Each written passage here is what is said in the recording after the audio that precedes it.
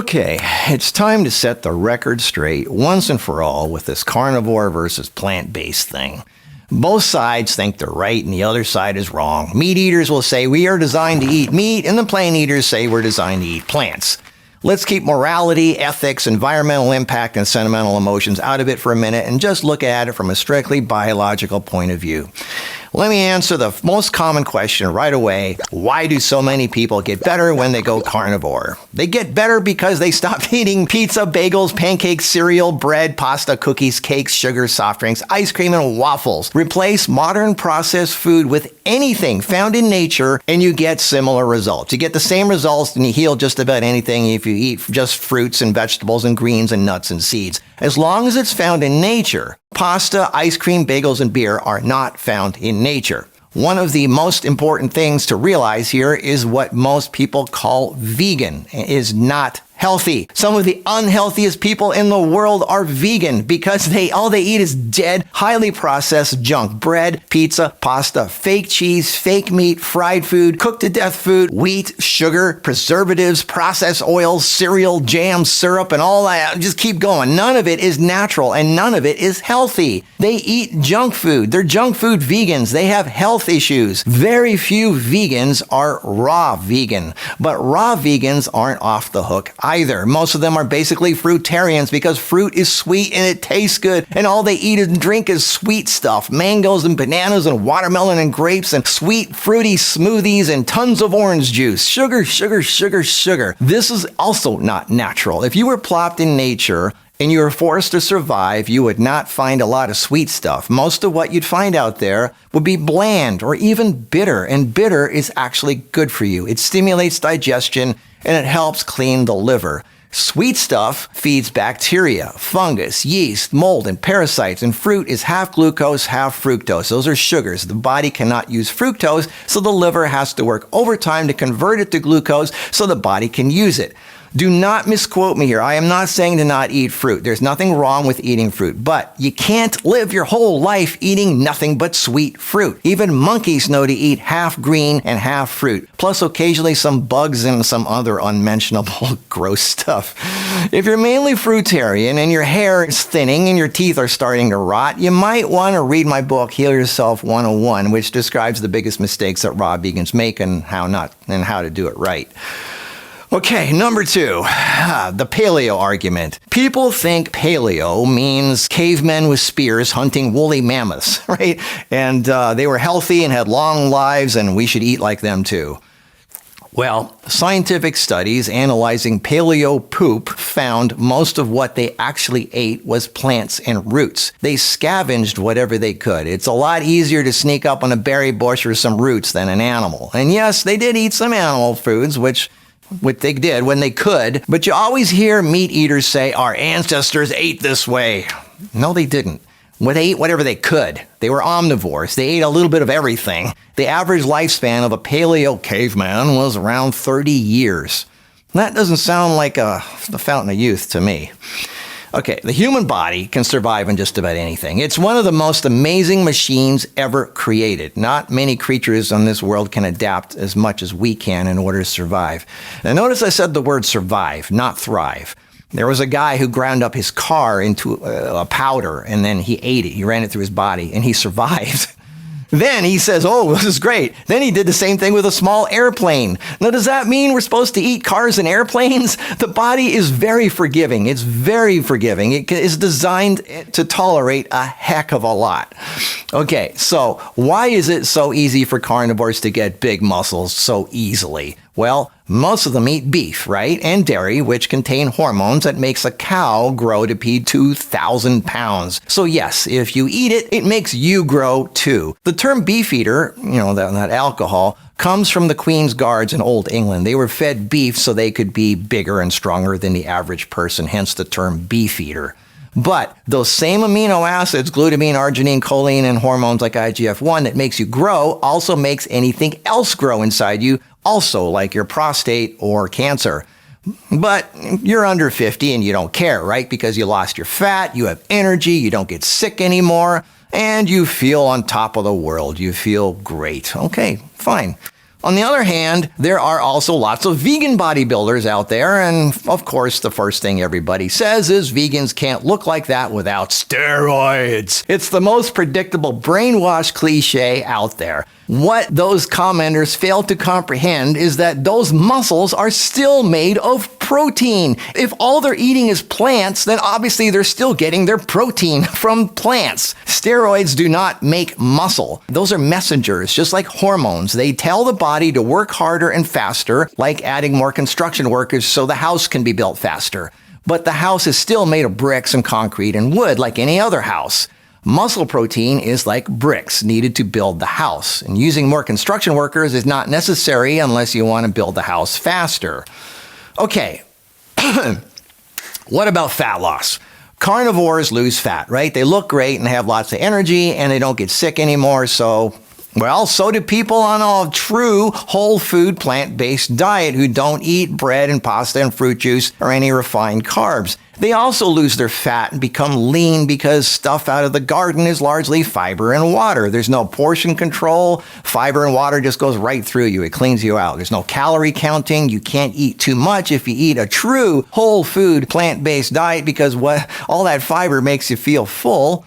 But most people don't eat whole foods. Like granola bars, bread, cereal, and energy drinks are not whole foods, and that makes you fat, and that's what most vegans do. It's all processed, dead junk that's not found in nature. And this is the part where people say, yeah, but all that fiber makes you bloat and fart. Yes, because your body isn't used to it, because most people have been eating refined carbs and they have the wrong kind of gut bacteria. It takes time to get rid of the bad gut bacteria and start growing the good ones.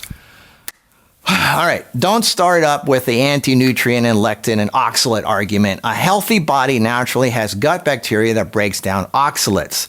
But eating too much bread, sugar, and pasta makes you sick and rots your teeth, so people take antibiotics, which kills the healthy gut bacteria, and now they can't break down the oxalates anymore. As for lectins, yes, high doses in raw beans are too strong for straight human consumption. But low doses of lectins found in most plants are actually really good for you, and they have a purpose. Did you know that a study found that lectins can distinguish between cancer cells and normal cells and kill them and remove them from the body? They stimulate gut function, they limit tumor growth, and they help you lose unwanted fat. Lectins in fava beans, for example, have been found to turn colon cancer cells back into normal colon cells, and this was found over and over and over by over 14 studies and over 2 million participants. I'll put the links down below. Don't fall for the propaganda and the misinformation from either side. But then there's those deficiencies that everyone brings up on both diets. Modern grocery store produce has very little B12, and meat has very little vitamin C, and it has zero fiber. Cherry pick whatever you want about either diet, but let's not lose sight of the big picture. If you stop eating modern processed food like pasta, pizza, cookies, ice cream, and beer, and only eat things found in nature, you will probably heal most of your problems. So in a sense, both sides are right for short-term results. Do you know what B12 even is? It's bacteria poop. If you were to go in nature and you pulled a carrot out of the ground and you ate it, there would be bacteria and bacteria poop, aka B12, on it. You don't need to take creatine or carnitine. Did you know the body makes its own? Yup. The kidneys, liver, and pancreas create about 1 to 2 grams of creatine per day. It's made from arginine, glycine, and methionine. Those are amino acids, and amino acids are what make protein. Okay, so let's talk protein. The body makes protein from amino acids, which are found in both plants and animals. It starts as a plant, then plant-eating animals eat the plants and turn it into protein, which turns into muscle. Almost all beef, chicken, and pork is animal muscle, which is made of protein, aka amino acids. But if we eat it, it does not immediately turn into muscle in us. The body breaks it back down into amino acids and then reassembles them back into whatever the body needs most. Just because we want it to be making muscles doesn't mean that's what it will be used for. The body decides what the top priority is. So if we don't use our muscles, like we just sit around all day, and we don't do resistance exercises or lift weights, then that protein gets used for something else. It can even get turned into fat if the person is totally sedentary. Animal meat is easy to turn into protein for humans because the work of the assembling the proper ratios of amino acids has already been done. Plants can also give us the amino acids we need, but sometimes the ratios are different, so several different plant foods need to be eaten to get the proper amino acid profile levels. But even though eating animals is an easier way to get the proper protein ratios, there are issues, like animal products have zero fiber, which our body needs because fiber is the main food source of our much needed gut probiotics. And then there's the issue of hormones. Cow products especially have hormones that make them grow to be 2,000-pound animals. Doesn't matter if it's grass-fed or not. These hormones, if taken for an extended period of time, may again fuel cancer to grow, like prostate in men. Dairy is especially estrogenic because it's full of IGF-1, which fuels female cancers like breast, ovarian, and uterine, and prostate also in men, and colon. Humans can survive on just about anything for a while, but the long-term effects are what we should be concerned with. As for those who say that meat is what we are supposed to eat, okay, let's look at the carnivore animals out there. They don't chew their food very much. They just rip at their prey and gulp down huge chunks, sometimes even swallowing the animal whole, feathers, fur, bones, and everything. Their stomach acid is so strong, it can break all that down and dissolve the animal they ate. Try swallowing feathers, fur, and bones sometime and see what happens. No, don't. Don't. Okay, you'll end up in the emergency room. Again, we are designed to be able to survive on just about anything if we have to. Plants, animals, anything. Nowadays, we don't have to kill animals, and heck, we don't even have to grow our own food anymore. We have this thing called grocery stores right now, so it doesn't look like much of a survival situation to me. Anyway, so what are the longest living people in the world? What do they eat? It's kind of the exact opposite of a carnivore diet. Okinawans, Seventh-day Adventists, they eat less than 5% animal products. Most of it's fish or seafood, and the rest is 95% is plant-based, but not refined crap like the modern world. Most of it is sweet potatoes and beans and stuff like that. There's no bread, no pizza, no cereal, no cheese, like the modern typical people do. So what most people call plant-based is not the same as whole food plant-based. Flour baked in an oven is not found in nature. Deep-fried anything is not found in nature. Look at the labels on your fake cheese and your crackers. All those refined oils like corn, soy, vegetable, canola, safflower, palm, and cottonseed, that's what most vegans eat. So the meat eaters say, ha, see? You need to eat meat. There needs to be a better understanding of eating the way nature intended. High-fat animal products have very little sugar or carbs, and they don't raise insulin as much, and they don't cause sugar crashes like the high-processed carbs a typical vegan eats. Animal products are high-fat, and fat creates much longer-lasting energy, and it helps keep you feeling full longer. Carbaholics, which is most vegans, eat empty calories and they get hungry every hour. They snack all day and they get fat. Animal eaters don't need to eat as often because they have more energy and they get leaner. So, of course, they are quick to deduce that animal products are better for you. Remember, though, humans cannot produce their own vitamin C, one of the most important vitamins for life and health, or vitamin D, which is another critical vitamin barely found in meat, and it has zero fiber. Ever wonder why carnivore people get colon cancer? Eating only meat results in a gut full of meat-eating bacteria. And meat-eating bacteria cannot do the things that fiber-eating bacteria does. Fiber plays a key role in binding and removing toxins, heavy metals, and other waste products from the body. Maybe you've heard of the gut-brain connection and how probiotics affect our mind, our memory, our mood, and our hormones. Gut bacteria produce short-chain fatty acids, SCFAs, such as butyrate, which help reduce inflammation. It regulates immune function. Even big-time keto meat eaters like Thomas DeLauer and Dr. Berg talk about the importance of fiber. Eating only animal products and nothing else is an imbalanced diet, which will eventually make that evident. You'll figure that out down the road. So high-protein diets are hard on the kidneys, and it could lead to kidney damage down the road. Again, short-term may show benefits, but long-term effects need to be considered. As for the blood-type diet, I'm the kind that's supposed to eat meat. I haven't eaten meat in 30 years. I'm 62 years old, and I'm in much better health now than I was 30 years ago. As for supplements, don't use that as an excuse because vegan food is lacking B12. We live in unnatural houses, we drive unnatural cars, we wear unnatural clothes, and we stare at unnatural computers all day long. So yes, we need to supplement no matter what diet we are on. It does not mean our diet is wrong. That's like saying it's wrong to wear clothes because, well, we weren't born with any. Finally, let's say you come across a field with a cow and a giant bush full of juicy strawberries. Which one does your mouth water for? Okay, I know most of you already have your minds made up and nothing will change that. You want to eat meat? Fine. Do this. You should know where your food comes from. Raise the animal yourself. Get to know it. Get it to know its personality because it has feelings too. Let it enjoy the company of a mate. Let it experience love and companionship and even allow it to raise an offspring. Then when you feel the need to eat animal flesh for protein, kill it. Watch the look in its eyes as life ebbs away from its body. Have a really good look at its last expression and how it looks at you while it's dying. Then cut it open, pull out its intestines and its heart, which were working fine just a moment ago, and think of what you did. Would you eat your dog or cat? Why not? It's protein. They eat dogs and cats in other countries. Do you seriously think you need to kill animals to eat? I mean, do you seriously think you'll be lacking something by eating only plants?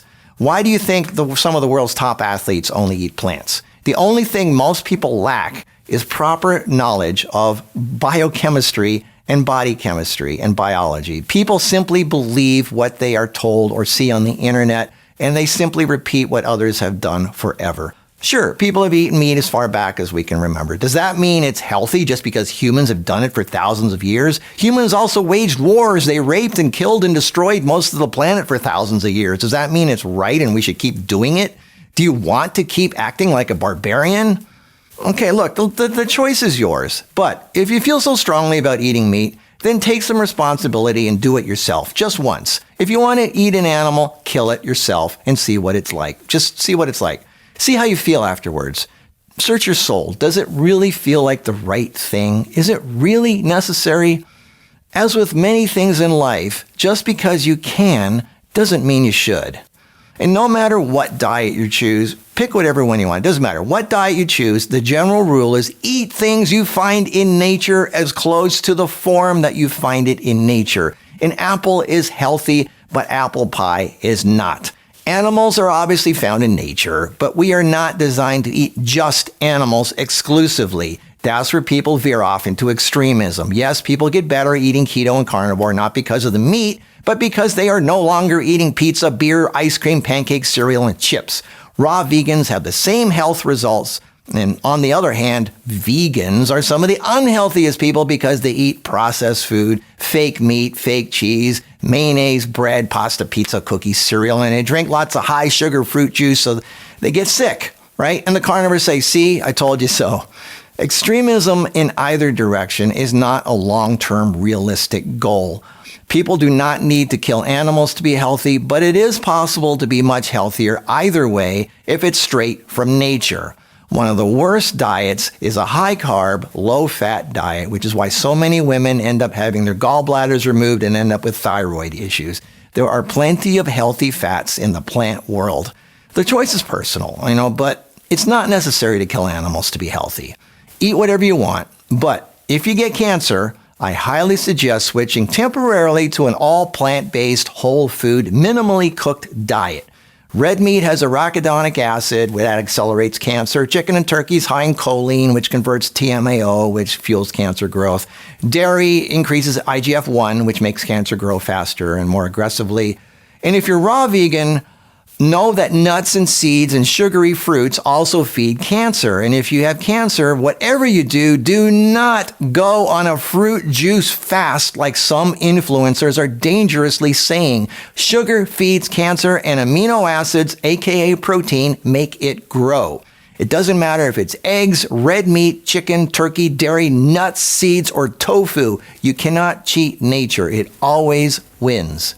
So no matter what you choose to eat stuff you find in nature as close to the form that you find it in nature. Women, don't let your carb and dairy addiction kill you. The bread, the cheese, the pasta, and the ice cream just isn't worth it. And men, eating meat doesn't make you a man. Strength of character, integrity, discipline, and how you treat others does.